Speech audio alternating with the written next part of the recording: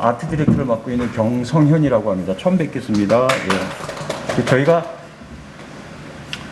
매주 수요일마다 오후 3시에 이제 읽는 커피라고 해서 그 커피 인문학 아주 이게 시간이 한정된 시간이라 사실 커피 이야기 잠깐 하고 이제 실습을 하면서 얘기를 나누는 그런 시간이에요. 그런 시간이고 매주 수요일마다 진행을 해요, 저희가. 그래서 코로나만 아니었다면 많은 분들을 모시고 이렇게 진행을 하겠지만 저런 테이블에서도 하고 하겠지만 코로나다 보니까 저희가 4명 정도만 한정해서 수강 신청을 받고 그렇게 진행을 하는 걸로 진행을 하고 있습니다. 오늘 진행은 이렇게 할 거예요. 지난번에 한번 와서 아시겠지만 커피 이야기 잠깐 해드리고 그다음에 이제 실습 핸드드립 혹시 핸드드립 하시나요? 댁에서? 그러시면 여기 다 하시는 분들 있는데. 안 하고 그 원데이 클래스 같은 거를. 네네네네네. 다들 커피는 사실 이 세상에 커피는 맛없는 커피가 없어요. 네, 정말로 제가 늘 강조를 하는 겁니다.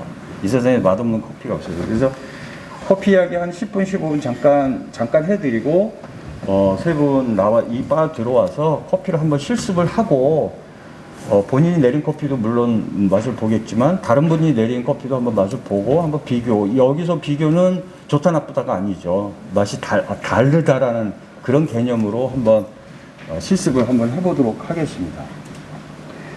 오늘 이야기는 뭐냐면 커피가 신이 내려준 음료인가 악마의 음료인가. 여러분들한테는 개별적으로 어떠신가요? 커피는 정말 이 괴로운 거다. 이거 저 안 먹을 수도 없고 먹긴 먹어야 되는데 정말 이게 독이다라고 하시는 분들도 있죠. 예. 그리고 또 어떤 분들 정말 커피가 이 세상에서 나를 가장 행복하게 해주는 정말 신이 내려준 음료다 이렇게 얘기를 하는데 개별적으로 한번 여쭤보고 싶어요. 네. 제가 늦게 왔으니까. 네. 기다리게 해서 죄송합니다. 저는 신이 내려준 음료이기도 하지만 네. 내가 어떻게 그 가치를 잘 적절하게 그렇죠. 이용하느냐에 따라서 악마의 음료가 될 수도 네, 있겠다는 좋은 말씀이세요. 네. 김정님은 어떠세요?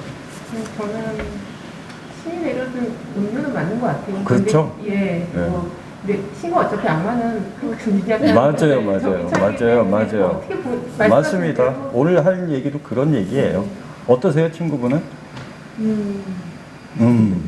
회사 다닐 때는 악마고요. 놀 때는 신이 진짜 내려주시는 진짜 행복한 네네.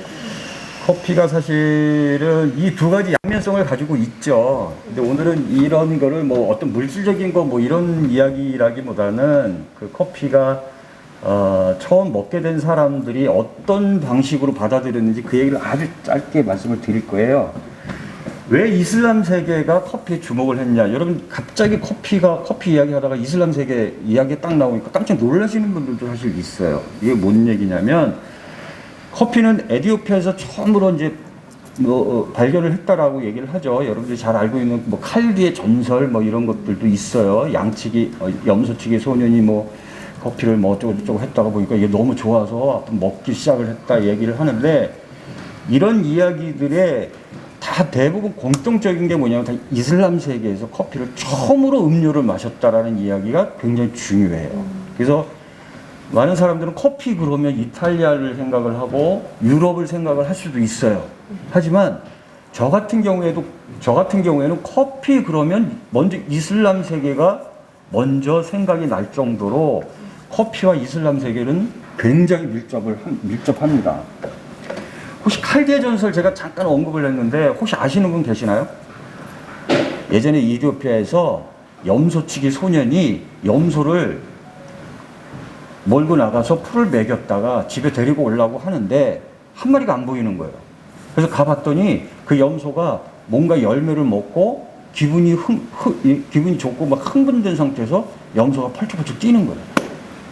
얘가 뭘 먹고 이랬을까라고 하고 염소가 먹었을 것이라고 추정되는 열매를 발견을 해서 가지고 와서 그 마을에 있는 수도사한테 한번 줬어요. 근데 수도사가 그걸 먹어보고 너무 좋은 거죠. 그래서 그때서부터 커피를 먹기 시작을 했다라는 전설이 바로 여러분들이 커피 책 커피 이야기 그 서점에 와서 커피 책을 열어보면 제일 먼저 나오는 전설이라는 이야기예요. 이 이야기가.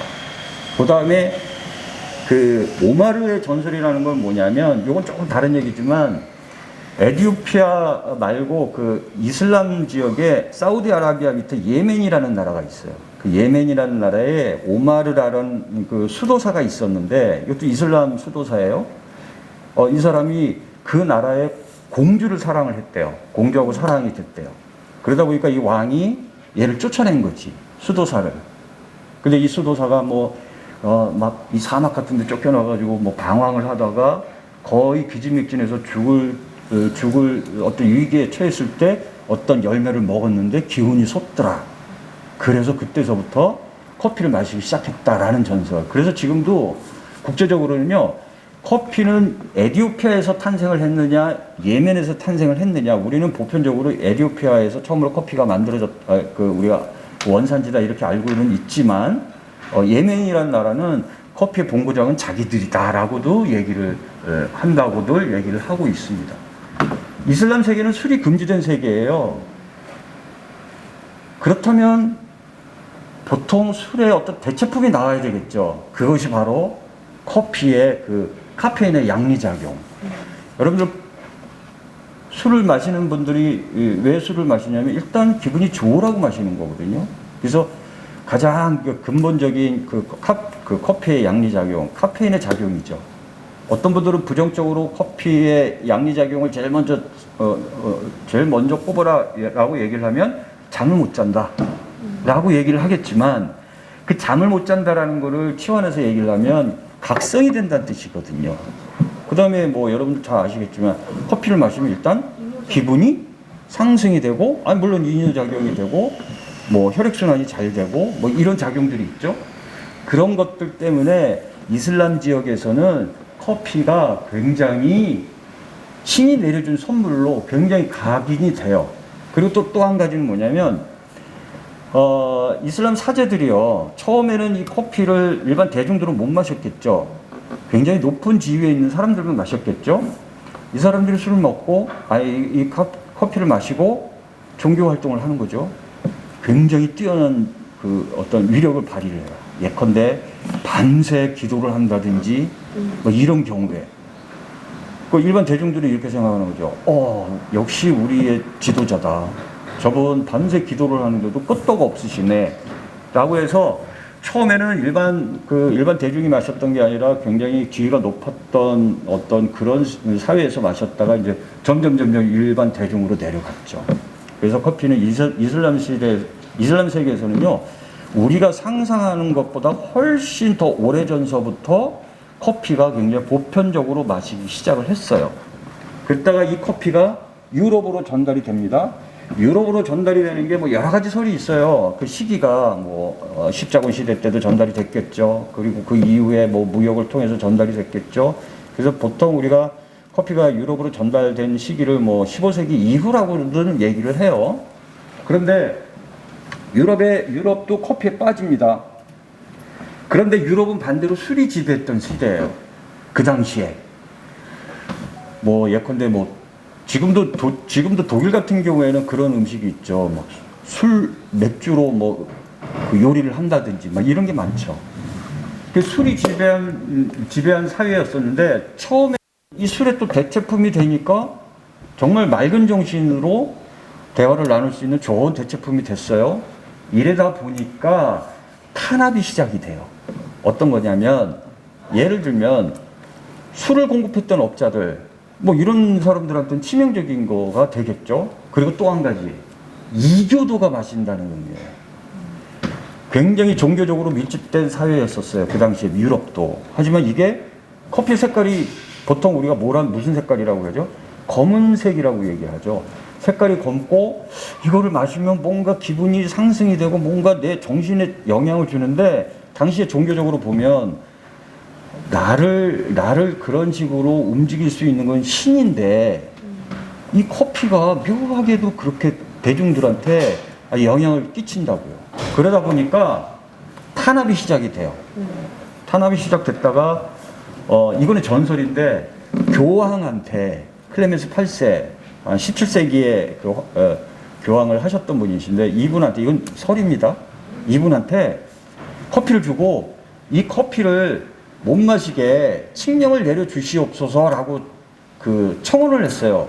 그런데 이건 전설입니다. 클레멘스 8세가 커피를 마셨는데 아니다.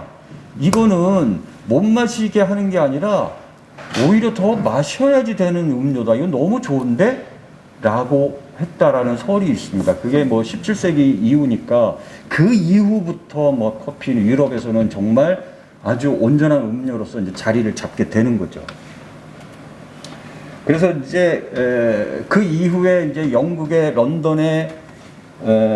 런던에 커피하우스가 탄생을 하고, 물론 그 이전에 이탈리아에서 먼저 커피하우스가 탄생을 하죠. 그 다음에 영국에 탄생을 하고, 그 다음에 프랑스는 조금 늦게, 영국보다 조금 늦게 탄생을 해요. 근데 유럽에서 커피가 처음으로 들어왔을 때는 이 커피하우스, 카페라는 그 장소, 공간 자체가 공론장의 역할을 해요. 그러니까 대중들이 당시에 어디선가 모여서 자유롭게 대화를 나눌 수 있는 공간적인 공간에 그런 필요성을 제공을 해주는 거죠. 거기서 술을 마시는 게 아니라 커피를 마셔요.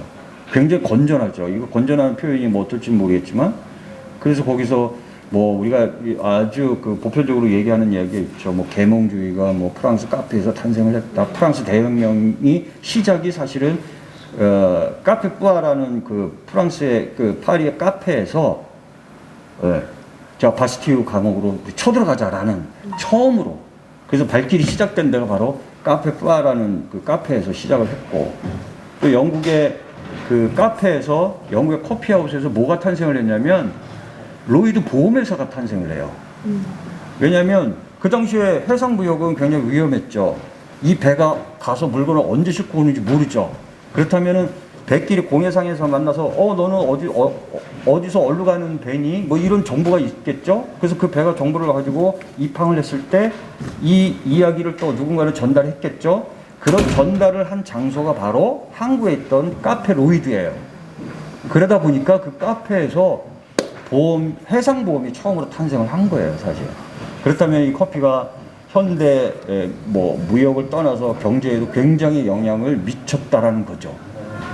그래서 사실은 이제 유럽에서도 커피가 계속 발전을 한 거죠. 물론 이 이후에는 커피의 소비, 커피의 생산을 위해서 식민 제국주의에 편승을 한 그런 아주 굉장히 어두운 역사가 시작을 되는데, 이제 뭐 그런 이야기는 또 다음 시간에 제가 말씀을 드릴 거고, 그래서 커피의 역사는 굉장히 어둠의 역사일 수도 있어요. 밝은 역사일 뿐만은 아니고, 굉장히 커피의 역사를 보면 착취의 역사, 제국 식민주의의 역사, 이런 이야기들도 우리가 한 번쯤은 귀를 기울여야 봐야 될 그런 역사 중에 한 가지입니다. 그래서 커피 이야기는 이 정도로, 오늘의 커피 이야기를 이 정도로 간단히 끝내고, 여러분들이 지금 눈이 반짝반짝 하시는 게 이제 지금 커피를 실습을 해야지 되잖아요. 그죠? 커피 향도 마셔야 되고. 그래서 제가 한번 핸드드립이 어떤 건지, 커피가 어떤 건지, 이거는 한번 요 앞에는 다 들으셨을 거예요. 그래서 한번 다시 들어주시면 되겠습니다. 그래서 커피가 어떤 건지, 커피에 내리는 방식이라든지 핸드드립이 어떤 건지 제가 간단히 설명을 드리고, 제가 시연을 한번 보여드리고 여러분들이 실습을 한번 하는 걸로 그렇게 하겠습니다. 핸드드립이란 어떤 것이냐? 핸드드립이란 말 자체는 보편적으로 쓰는 용어는 아니에요. 우리나라에서 주로 쓰는 용어예요. 마치 우리가 핸드폰이라고 얘기하는 것처럼. 그래서 커피를 내리는 방식, 커피를 우리가 마실 수 있게 할 수 있는 추출 방식이 여러 방식이 있는데, 요 세 가지로 다 규결이 됩니다. 침지법. 이거는 커피를 우려 마시는 거예요. 그러니까 예를 들면 그때 커피를 갈아요. 그리고 이런 금속 용기나 무슨 용기에 끓일 수 있는 뭔가 용기에 커피를 넣고 뜨거운 물을 부어서 우리거나 아니면 펄펄 끓이거나, 그러면 커피가 우러지겠죠. 그래서 마시는 거예요. 방금까지 제가 설명을 했던 유럽까지 설명을 했죠. 제가 17세기, 18세기까지는요, 커피를 내릴 수 있는 도구가 변변치 않았어요. 다 그렇게 마셨어요. 뭔가 어떤 용기에 커피를 넣고 뜨거운 물로 우리거나 펄펄 끓이거나 그 방법밖에 없었어요. 그래서 가장 대표적인 게 터키에 가시면 터키식 커피가 있어요. 터키식. 지금도 터키에 가시면 뭐 그런 커피를 많이 이렇게 마실 수 있을 거예요. 여행을 하시면. 그 다음에 보이실지 모르겠지만 왼쪽 맨 위에 있는 왼쪽에 프렌치 프레스라는 거 있어요. 프렌치 프레스 이렇게 꾹 눌러서 마시는 거. 그것도 마찬가지로 침지법이에요. 커피를 넣고 뜨거운 물을 부어서 기다렸다가 우려진 커피를 내려서 마시는 거. 그걸 우리가 침지식이라고 얘기를 하고, 그다음 가압식이라는 게 있어요. 가압식. 이거는 뭐냐면 압력을 가한다는 의미예요. 여러분들이 가장 자주 이용하는 카페에 에스프레소, 아메리카노, 라떼를 만들 때 사용하는 그 방식. 커피에 강제로 뜨거운 물을 압력을 줘서 커피에 그 압력을 프레스를 주는 거죠. 그래서 만든 게 바로 가압식. 대표적인 게 에스프레소 또는 맨 상단에 우측에 있는 모카포트라는 거죠. 뭐 많이 보셨을 거예요. 뭐 가지고 계신 분도 계시고. 그런 용도로 이제 사용하는 것이 바로 가압식이란 방법이에요. 여과식이라는 게 이제 말이 조금 애매한데, 여과식이라는 건 말 그대로 이제 여과를 하는 거예요. 걸러서 마신다는 얘기죠. 가장 대표적인 게 이제 핸드드립이에요. 핸드드립. 핸드드립은 뭐 이따 설명을 드리겠지만 종이에 아니면 천이라든지 종이라든지 이런 필터에 커피 가루를 넣고 압력을 가하거나 아니면 뜨거운 물을 우리거나 이런 방식이라기보다는 그냥 물을 부어서 그냥 걸러서 천천히 내려서 마시는 방식. 이게 바로 우리가 가장 대표적인 게 핸드드립 방식이다라고 얘기를 이해를 하면 되겠고, 예전에 커피 메이커라는 용어로 많이 썼던 거 있어요. 댁에서 뭐 필립스, 블랙앤데커 막 이런 거 있죠. 그것도 마찬가지로 여과식이라고 보시면 되죠. 필터의 종류는 여러 가지죠. 뭐 종이도 있을 수도 있고 천도 있을 수도 있고, 요즘은 금속으로도 많이 사용을 합니다. 장단점이 있어요, 다들. 근데 그거는 뭐 다음 시간에 다른 이 시간에 제가 그것도 한번 분류를 해서 설명을 좀 드리겠습니다. 저희 오늘 핸드드립을 네. 해보는 네네. 핸드드립을 한번 해보고 제가 자세를 교정해드리고 어떤 그 포인트를 저희가 좀 알려드리면 좀 쉽게 할 수 있어요. 자, 핸드드립을 하시는 분들이 가장 토로하시는 부분이 뭐냐면 내릴 때마다 맛이 다르다 이거예요. 또 카페 갔는데 오늘은 어저께는 굉장히 맛있어서 오늘 또 갔는데 오늘은 별로더라. 물어봤더니 원두도 다 똑같아. 내린 사람도 똑같아. 근데 오늘 별로 오늘따라 맛이 없네? 댁에서도 마찬가지일 거예요. 그 이유는 뭐냐면 추출 조건 변수가 달라서 그래요. 가장 맛있을 때, 맛있게 마셨을 때 그 변수랑 나한테 별로 와닿지 않는 맛이 날 때의 그 추출 조건 변수가 다르기 때문에 그래요. 그렇다면 우리는 그 변수만 파악을 하면 커피를 뭐 큰 무리 없이 평균적으로 내 입맛에 맞게 내릴 수 있겠죠. 그 세 가지가 가장 중요한 건데, 커피가 어떻게 내려지느냐, 어떤 맛이 나느냐의 가장 중요한 거는 추출 속도예요. 모든 커피의 맛을 좌우하는 거는 추출 속도예요. 그렇게 보시면 돼요. 이 커피가 빨리 나오느냐, 천천히 나오느냐. 자, 쉽게 생각을 하십시오. 커피가 빨리 추출하는 게 진할까요? 천천히 내리는 게 진할까요? 그렇죠. 그런데 어저께는 빨리 내렸어요. 근데 오늘은 내가 뭔가 내리다가 뭐 문자도 카톡이 와서 카톡을 볼 수도 있고, 네, 뭐 그럴 수도 있고, 그래서 그 변수가 틀려지는 거죠. 달라지는 거죠. 그래서 맛이 가장 근본적으로 좌우가 되는 게 바로 이 추출 속도예요. 그 다음에 두 번째는 뭐냐면 분쇄도. 분쇄도도 이 추출 속도하고 귀결이 되는 문제인데 뭐냐면, 자, 미세하게 갈았다, 굵게 갈았다. 이 두 개가 있습니다. 미세하게 가른 게 진할까요? 굵게 가른 게 진할까요? 미세하게. 당연하겠죠. 왜? 물의 통과가 더 천천히, 더 더디게 나오겠죠.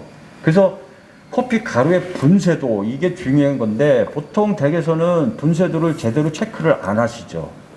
네. 아니면 뭐 갈아주세요. 그냥. 아니면 내가 가는데 이게 분쇄도가 어떻게 되는지 잘 모르고. 네. 그 다음에 추출 온도예요. 물의 온도. 물의 온도는 이 주전자에 담겨져 있는 그 상태의 물의 온도. 펄펄 끓었던 물을 여기다 담궜을 때 몇 도가 될 때 내리느냐. 이게 중요합니다. 자, 상식적으로 뜨거운 물로 내렸을 때하고 미지근한 물로 내렸을 때 어떤 커피가 더 강하고 진할까요? 뜨거운 물로 내렸을 때 훨씬 강합니다. 예. 근데 이 추출 온도는 대전제가 있어요. 원두를 구입을 하셔서 원두를 딱 봤을 때 강하게 볶은 커피는 물의 온도를 좀 떨어뜨려야 되는 게 대전제예요. 또 약하게 볶은 커피는 물의 온도를 높이는 게 대전제예요. 그 온도를 어떤 상관이냐면 제일 뜨겁게 내리는 물의 온도는 한 95도에서 98도까지 거기까지 허용이 되고 가장 낮은 상태로 물을 내렸을 때 그 물의 온도는 한 80에서 85도 그 정도 사이. 자, 그럼 이런 거죠. 커피를 샀어요. 이게 볶음 정도가 강하냐, 중간이냐, 약하냐 이거에 따라서 물의 온도를 조절을 해야지 되는 게 사실 가장 이것도 중요한 핵심이거든요. 만약에 내가 여러분들은 그런 문제가 있죠. 커피를 샀는데 이게 강한지 약한지를 모른다. 이럴 수도 있죠. 그럴 때는 보통 90에서 90 한 2, 3도 그 정도 사이에서 내리면 커피가 좀 거칠게 표현하면 망치지는 않죠. 무난하게. 네, 그냥 뭐. 그런데 예를 들면 강하게 볶은 커피를요 정말 펄펄 끓는 100도의 물로 막 98도 막 이런 물로 내리면 커피가 쓰고 텁텁하고 잔미 나오고 과다 추출이라고 해서 우리가 굳이 추출을 안 해도 될 그 커피의 맛들이 추출이 돼서 사실 먹기가 굉장히 괴로워요. 반대로 약하게 볶은 커피들이 있어요. 이 커피를 낮은 온도로 내리면 거의 추출이 잘 안 된다고 보시면 돼요. 제가 극단적으로 표현을 하면 뭐 정확한 용어는 아닙니다만 보통 분들이 뭐라고 얘기하냐면 닝닝해요 커피가 뭐 이건 뭐 커피가 이래요? 뭐 이런 경우도 있어요. 그런 커피가 그 대표적으로 이제 추출 온도를 조절을 못했을 때 나오는 맛일 수도 있어요. 그래서 요 세 가지가 가장 중요하고 요 세 가지를 잘 보시는데 가령 제가 그때도 설명드렸죠. 뭐 친구분이 나 오늘 커피를 네가 내려주는 커피는 굉장히 여태까지 맛있었는데 오늘따라 나는 진하게 먹고 싶다라고 얘기를 하면 평소에 내리는 것보다 좀 더 천천히 내려야 되겠죠. 진하게 내리려면 분쇄도는 조금 미세하게 가는 게 좋겠죠. 그 다음 추출 온도는 조금 높여야 되겠죠. 그래서 이거는 사실은 나한테 맞는 거예요. 본인한테 규결이 되는 문제예요. 그러니까 이거는 여기서 이런 실습을 하고 댁에 가셔서 내리실 때 여러 가지 테스팅을 한번 해보는 거죠. 네. 나한테 맞는 거는 이 정도 속도로 내리는 게 맛있더라. 그리고 분쇄도는 이 정도로 할 때 내 입맛에 맞더라. 물의 온도는 이 정도로 하는 게 내 입맛에 맞는데 내 친구나 내 남편이나 우리 가족한테는 다른 변수를 적용시킬 수가 있는 텐션이 있는 거죠. 그래서 이것도 이 정도라는 어떤 대원칙만 갖고 계시고 개별적으로 이용을 해야 되는 문제죠. 그래서 이제 실습을 제가 한번 시연을 보여드릴 텐데 원두는 보통 15에서 20g을 사용을 해요. 1인용으로 1인분으로 이거는 되게 집에서 마실 때는 좀 과하게 많을 수도 있어요. 하지만 여기서 말씀드리는 제가 이 용량이라든지 이런 것들은 보통 일반 상업적인 카페에서 1인 한 사람이 와서 저 핸드들이 뭐 에디오피아 예가체프 한 잔 주세요라고 할 때 보통 15에서 20g 이상은 씁니다. 예, 그래서 오늘도 실습은 20g으로 사용을 할 거예요. 그 다음에 추출량 보통 20g 정도로 사용을 하면은요, 15에서 20g 사용을 하면 보통 제 견해로서는 한 200에서 250ml 정도를 내리는 게 적당하다. 뭐 300ml까지 내려도 뭐 큰 무리는 없겠지만 그래도 맛을 좀 제대로 된 맛을 내가 느끼겠다라고 얘기를 하면 250 정도까지만 내리는 게 좋죠. 그 이상 내리면 내려도 되죠. 내가 먹으면 되죠. 하지만 왜 제가 그 정도까지만 내리라고 얘기를 하냐면 커피에는요 내리면 내릴수록 잔미가 많이 나와요. 그러니까 제가 200에서 250이라고 얘기하는 거는 커피에서 좋은 맛들은 이제 이미 다 나왔다는 뜻이에요. 그 이후에는 커피의 잔미가 별로 안 좋은 맛들이 계속 쏟아진다는 그런 의미예요. 하지만 이런 것도 있죠. 커피의 뭐 이 정도의 맛은 뭐 내가 뭐 충분히 마실 수도 있어. 난 경제적인 걸 더 따지고 싶어. 뭐 20g 가지고 400ml 내려서 난 이렇게 나눠 마실래. 이게 훨씬 좋아. 라고 하면 그것도 뭐 전혀 그거 뭐 안 된다고 얘기할 수도 없는 거예요. 하지만 제가 여기서 말씀드리는 거는 보편적으로 그 정도 했을 때 커피 풍미를 가장 잘 뽑아낼 수 있는 용량, 그게 바로 이제 200에서 한 250ml다라고 말씀을 드리는 거죠. 그래서 추출 뭐 플로우는 우리가 뜸이라고도 얘기를 하고 불림이라고도 얘기하는 그 과정이 처음에 필요합니다. 예. 뭐